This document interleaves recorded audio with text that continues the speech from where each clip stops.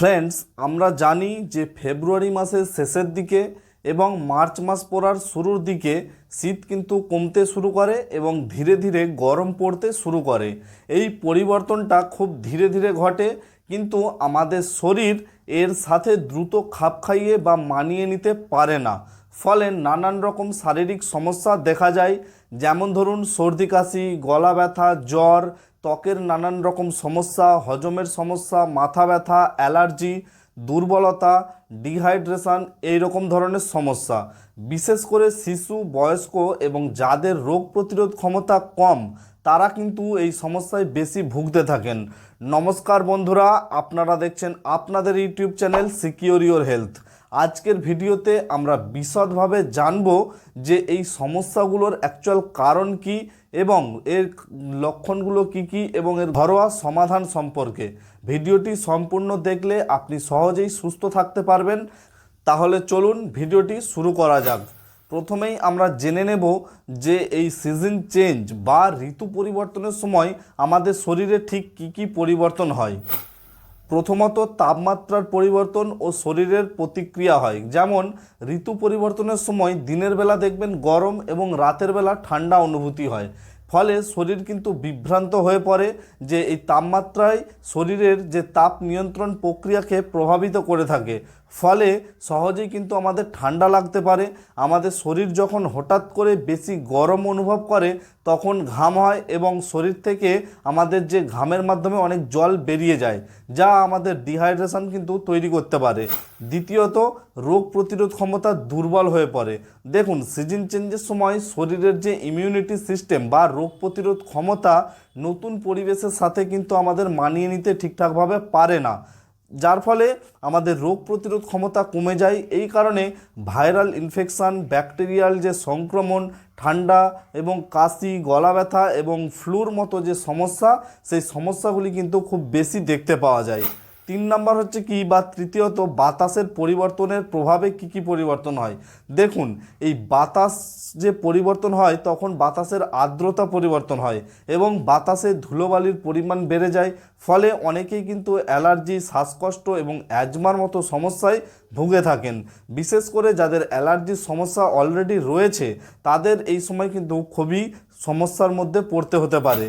4 নম্বর যে পয়েন্টটির কথা বলবো সেটি একটি খুবই গুরুত্বপূর্ণ পয়েন্ট। সেটি হচ্ছে বন্ধুরা হরমোনের ভারসাম্যহীনতা বা ডিসব্যালেন্স।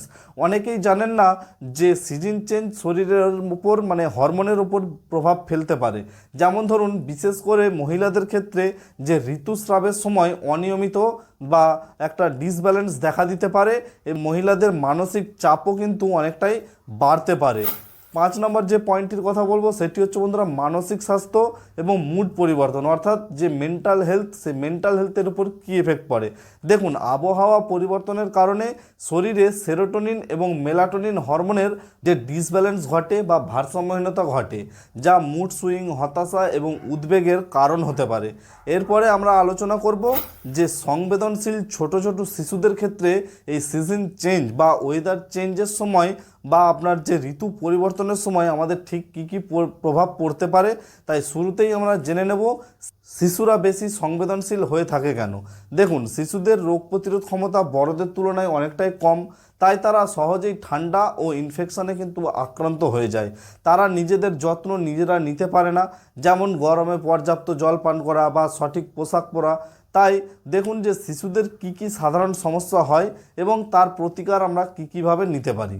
শিশুদের ক্ষেত্রে মেনলি সর্দি কাশি ও গলা ব্যথা হয়ে থাকে। তাই এই সময় আপনারা গরম যে জল, সেই গরম জলের ভাপ দিতে পারেন। তুলসী পাতা ও মধু এবং আদা মিশিয়ে তার সিরাপ তৈরি করে খাওয়াতে পারেন। তবে হ্যাঁ বন্ধুরা, এছাড়াও ঠান্ডা ও ফ্রিজের খাবার এড়িয়ে চলতে পারেন। হ্যাঁ, বাচ্চাদেরকে কোনো ত্বকটা জাতীয় বা ফ্রিজের খাবার খাওয়াবেন না। তবে এই সমস্ত কিছু ক্ষেত্রে আপনার নিকটবর্তী ডাক্তারবাবুর কিন্তু যে পরামর্শ, সেই পরামর্শ মেনে চলতে হবে। ত্বকের সমস্যা যেমন ধরুন ঘামাচি, র্যাশ, শুষ্কতা কেন হয়। দেখুন, শিশুকে প্রতিদিন আপনাকে স্নান করাতে হবে। নিম পাতা ও অ্যালোভেরার রস ব্যবহার করতে পারেন। হ্যাঁ, এছাড়াও সুতি ও আরামদায়ক যে পোশাক, সেই পোশাক পরাতে পারেন। তবে বন্ধুরা হ্যাঁ, শিশুরা যেহেতু সংবেদনশীল হয়ে থাকে তাদের ক্ষেত্রে কিন্তু বড়দের তুলনায় একটু আপনাকে এক্সট্রা কেয়ার নিতে হবে। পরবর্তী সমস্যা দেখুন, পেটের সমস্যা।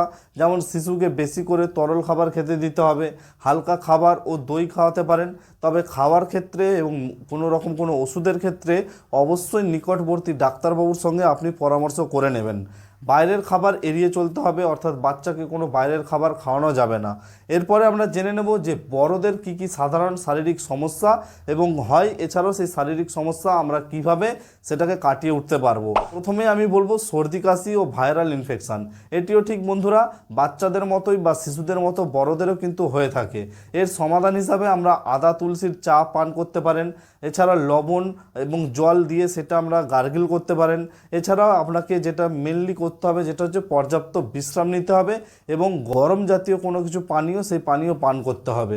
দ্বিতীয় যে আমাদের অসুবিধাটা হয়ে থাকে বা শরীরে পরিবর্তন, সেটি হচ্ছে অ্যালার্জি ও শ্বাসকষ্ট।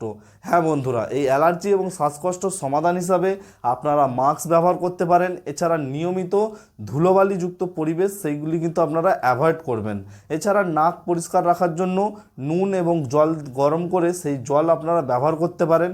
পরবর্তী একটি খুবই কমন একটি সমস্যা, সেটি হচ্ছে বন্ধুরা মাথা ব্যথা ও ক্লান্তি। এই গরম পড়ার সাথে সাথে আমাদের মাথা ব্যথা এবং ক্লান্তিটা কিন্তু অনেকটাই বেড়ে যায়। এর সমাধান হিসাবে আমরা বলতে পারি যে আপনাকে পর্যাপ্ত পরিমাণ জল পান করতে হবে, হালকা ব্যায়াম করতে হবে এবং রাতে নিয়মিত 7 থেকে 8 ঘন্টা আপনাকে ঘুমোতে হবে। এবং যদি আপনার কাছে সময় থাকে তো দুপুরবেলা আধা ঘন্টা থেকে 1 ঘন্টা আপনি রেস্ট নিতে পারেন। পরবর্তী পেটের সমস্যা এবং হজমের গণ্ডগোল হয়ে থাকে। এর সমাধান হিসাবে দই ও প্রোবায়োটিক জাতীয় খাবার আপনাকে গ্রহণ করতে হবে, অর্থাৎ দুগ্ধজাত প্রোডাক্ট বা দই জাতীয় প্রোডাক্ট এই ধরনের খাবার আপনাকে খেতে হবে। ফাস্ট ফুড এবং রাস্তার যে সমস্ত খাবার, স্ট্রিট ফুড, সেগুলি আপনাকে এড়িয়ে চলতে হবে এবং সবথেকে গুরুত্বপূর্ণ হচ্ছে পর্যাপ্ত পরিমাণে জল পান করতে হবে। 5 নম্বর যে সমস্যা হয় সেটি হচ্ছে বন্ধুরা ত্বকের সমস্যা। শুষ্কতা, ফাঙ্গাল ইনফেকশন, র্যাশ এই ধরনের সমস্যাগুলি হয়ে থাকে। এর সমাধান হিসাবে আপনারা নারকেল তেল ও অ্যালোভেরা জেল ব্যবহার করতে পারেন। এছাড়া তুলসী বা নিম পাতার যে রস, সেই নিম পাতার রস আপনারা ব্যবহার করতে পারেন ঘরোয়া প্রতিকার হিসাবে। বেশি করে জল পান করুন। এবার আমি আলোচনা করব যে সুস্থ থাকার জন্য এই সিজন চেঞ্জের সময় কিছু গুরুত্বপূর্ণ টিপস সম্বন্ধে। হ্যাঁ বন্ধুরা, এতক্ষণ আমরা বললাম যে শিশু এবং বয়স্কদের, অর্থাৎ যে শিশু এবং আমাদের বয়স্কদের ক্ষেত্রে কী কী সমস্যা দেখা দেয়। এবার কিছু আমি টিপস দিচ্ছি। যেমন ধরুন, সিজন চেঞ্জের সময় আমাদের শরীরকে সুস্থ রাখার জন্য বিশেষ যত্ন নেওয়া জরুরি। শুধু চিকিৎসা বা ওষুধের ওপর নির্ভর না করে আমরা যদি দৈনন্দিন জীবনে কিছু পরিবর্তন এবং স্বাস্থ্যকর অভ্যাস গড়ে তুলতে পারি তাহলে সহজেই কিন্তু আমরা খুব সহজেই সুস্থ থাকতে পারবো। তাই আসুন একে একে আমরা বিস্তারিতভাবে জেনে নিই যে কিভাবে আমরা নিজেদের যত্ন নিতে পারি।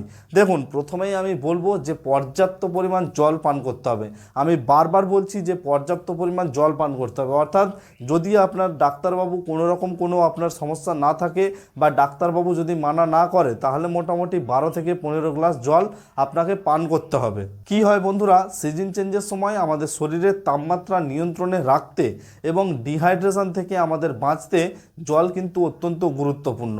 গরম পড়তে শুরু করলে আমাদের শরীর থেকে ঘামের মাধ্যমে প্রচুর পরিমাণে জল বাইরে বেরিয়ে যায়, যা আমাদের ক্লান্তি এবং দুর্বল কিন্তু করে তুলতে পারে। কিভাবে আপনি জল খাবেন? দেখুন, সকালে খালি পেটে আপনি জল খেতে পারেন, অর্থাৎ সকালে খালি পেটে 2 গ্লাস গরম জল আপনি পান করুন। এটি হজমের জন্য যেমন ভালো, সেই রকমই আপনার ডিহাইড্রেশনকেও কিন্তু কম করতে সাহায্য করবে।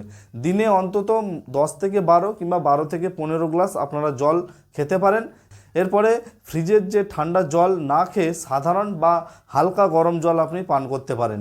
এছাড়া আপনারা ডাবের জল, লেবুর জল, গরম ভেষজ চা পান এগুলি আপনারা করতে পারেন। এরপরে আমি কিছু কথা বলি জল সম্বন্ধে, যে জল কম খেলে আমাদের কি সমস্যা হতে পারে।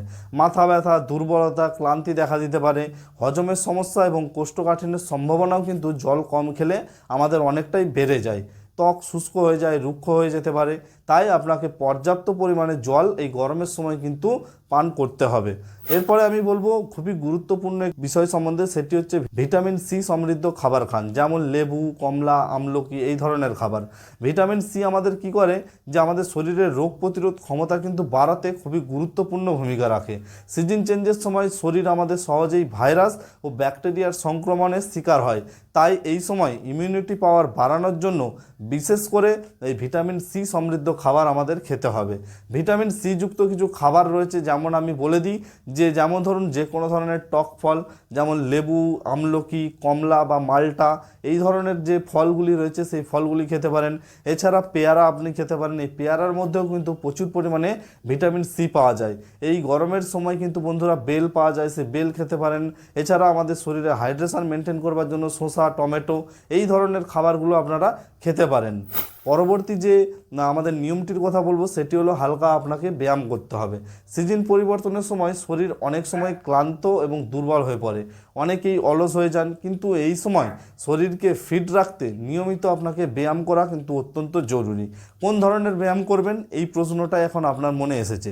দেখুন, আপনি সকালে খুব ভালোভাবে ঘুম থেকে উঠে আপনি সকালে একটু হাঁটাহাঁটি করতে পারেন, যোগব্যায়াম বা প্রাণায়াম করতে পারেন। এতে কিন্তু ফুসফুস আপনার শক্তিশালী হবে এবং শ্বাসকষ্ট বা অ্যালার্জির মতো সমস্যা কিন্তু কমে যাবে।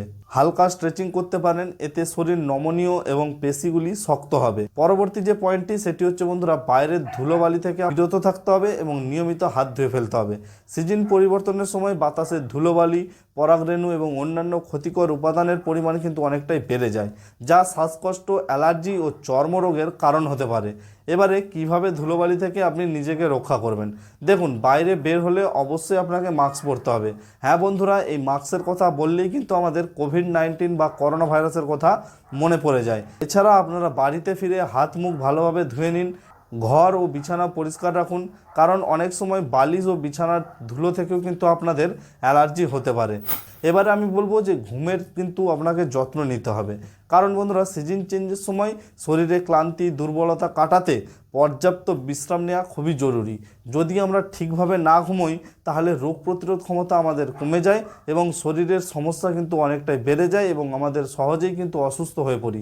তাই সঠিক ঘুমের জন্য আপনারা এই নিয়মগুলি ফলো করতে পারেন। প্রতিদিন একই সময়ে ঘুমোতে যান এবং একই সময়ে উঠুন। ঘুমানোর আগে ফোন, টিভি এবং অন্যান্য যে ইলেকট্রনিক্স ডিভাইস রয়েছে সেইগুলির ব্যবহার আপনাকে কম করতে হবে। রাতে হালকা খাবার খেতে হবে এবং ভারী খাবার আপনাকে এড়িয়ে চলতে হবে। ঘুমানোর আগে 1 গ্লাস গরম দুধ পান করতে পারেন, এটি কিন্তু ঘুমের জন্য খুবই একটি উপকারী। এরপর আমরা আলোচনা করব যে পর্যাপ্ত ঘুম, এই পর্যাপ্ত ঘুমের উপকারিতাগুলি কি কি। হ্যাঁ বন্ধুরা, আপনি শুনলে হয়তো অবাক হয়ে যাবেন যে আপনি যদি সঠিকভাবে ঘুমোন তাহলে আপনার শরীর ও মন সতেজ থাকবে, রোগ প্রতিরোধ ক্ষমতা আপনার বৃদ্ধি পাবে, যার ফলে সহজেই কোনো ছোট ধরনের কোনো ইনফেকশন সেগুলি হবে না। মানসিক চাপ ও উদ্বেগ আপনার কমাতেও কিন্তু সাহায্য করবে এবং সর্বোপরি আপনার হজম শক্তি বা ডাইজেস্টিভ পাওয়ারও কিন্তু অনেকটা ভালো থাকবে। বন্ধুরা, এই টিপসগুলি মেনে চললে সহজেই কিন্তু সিজন পরিবর্তনের সময় সুস্থ আপনার থাকা সম্ভব। আপনি যদি প্রতিদিন পর্যাপ্ত জল পান করেন, ভিটামিন সি যুক্ত খাবার খান, নিয়মিত ব্যায়াম করেন, ধুলোবালি এড়িয়ে চলেন এবং পর্যাপ্ত ঘুম ও বিশ্রাম নেন, তাহলে কিন্তু কোনো বড়সড় শারীরিক সমস্যা এই গরম পড়ার সাথে সাথে আপনার হবে না। আশা করি আজকের এই ভিডিওটি আপনাদের ভালো লেগেছে এবং ইনফরমেটিভ লেগেছে।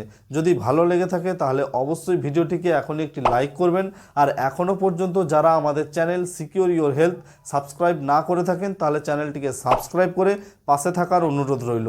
দেখা হচ্ছে এরকম একটি ইনফরমেটিভ এবং ইন্টারেস্টিং ভিডিওর সাথে। ততক্ষণ আপনারা ভালো থাকবেন এবং সুস্থ থাকবেন। আপনাদের সুস্থতা ও দীর্ঘায়ু কামনা করছি। ধন্যবাদ।